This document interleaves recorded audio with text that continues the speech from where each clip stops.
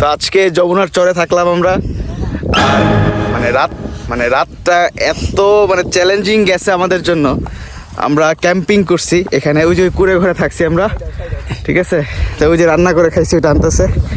এই যে সাগর আছে আমাদের সাথে, মাহিন ভাই আছে। মাহিন ভাই না, আপনাকে দেখা যায় নাই, আসেন।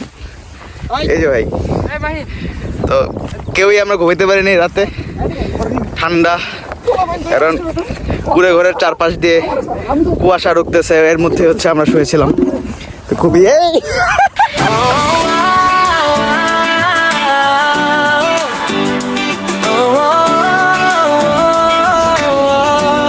এই যে ভিউ, ওই যে সূর্য উঠছে সকাল সকাল দেখা যায়।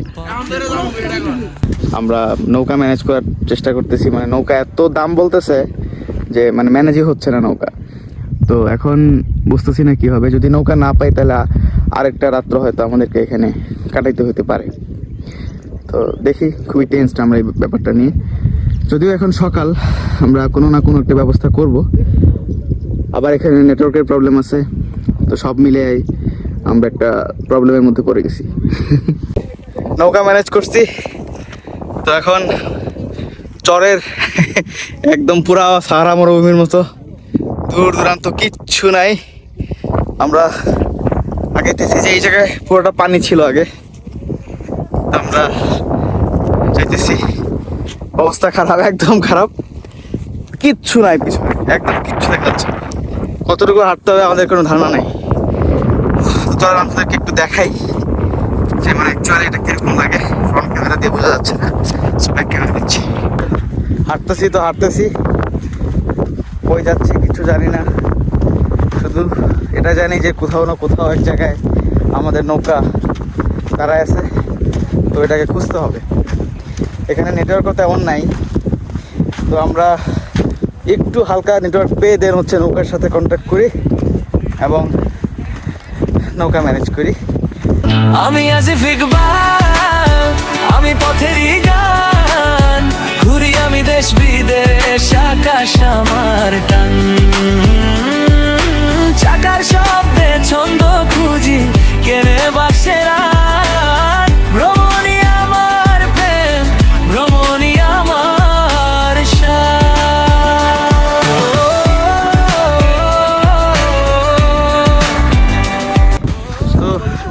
আমরা এটাকে সাহারা মরুভূমির সাথে তুলনা করতে পারি, আবার হচ্ছে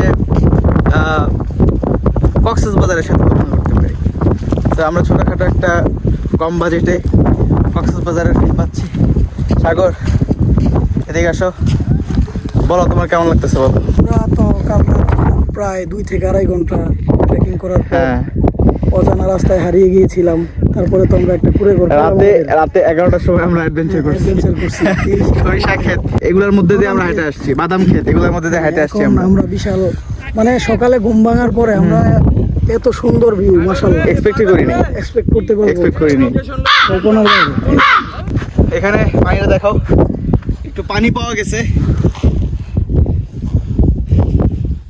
আমি জানি না আপনি লাখ টাকা দিয়েও এরকম ভিউ কোথাও পাবেন কিনা। আপনারা কক্সবাজারে অনেক টাকা খরচ করে যান, বাট আমি মনে করি এটা কক্সবাজার থেকে কিছু কোনো অংশে কম না। দেখেন, ওয়াও, এই জায়গাটা কক্সবাজারের মতো না, বাট ক্যামেরা আমি ফুটে তুলতে পারতেছি না। ওই সামনের ভিউটা দেখো তো সাগর, সামনে ওই যে ইয়ে দেখা যায়, নদী দেখা যায়, আর পুরো অংশটুকু হচ্ছে বালি। মরুভূমি প্লাস কক্সবাজার, এটা হচ্ছে দুইটার মাঝখানে একটা জায়গা, মরুভূমি আর কক্সবাজার। তো চলেন আমরা। আমি আসিফ ইকবাল, আমি পথেরই গান, ঘুরি আমি দেশ বিদেশ, আকাশ আমার টান। তো আমরা অ্যাটলিস্ট যমুনা নদীর মেইন যে ইয়েটা, প্রবাহটা, সেটা পাই। ওই যে যমুনা নদী দেখা যাচ্ছে। আমরা একদম যমুনা নদীর ধার ঘেঁষে হাঁটতেছি, আর ওই দিকে হচ্ছে আমাদের ফ্রেন্ডরা হাঁটতেছে। আমরা এখান থেকে হাঁটতেছি কারণ এখানের মাটিটা একটু ভেজা, যার কারণে হাঁটতে সুবিধা হচ্ছে। বাট ওরা একদম বালি দিয়ে হাঁটতেছে, জানি না কেন। ক্যামেরায় বন্দি করি সূর্যাস্তের রং, চায়ের ধোঁয়ায় গল্প জাগে। তো আমরা নৌকা পাইছি অবশেষে। সাগর ধরে তো নৌকা পাইছি, অনেকক্ষণ হাঁটছি। ওই যে নৌকা পাইছি অবশেষে। Let's go. জায়গা বলে স্বাগতম হৃদয় খোল, আমি আসিফ ইকবাল। এই যে আমাদের নৌকা অবশেষে পাইছি। তো নৌকায় উঠছি, যাচ্ছি এনায়তপুরের উদ্দেশ্যে। অনেক টায়ার্ড আমরা, অনেক টায়ার্ড। আশেরা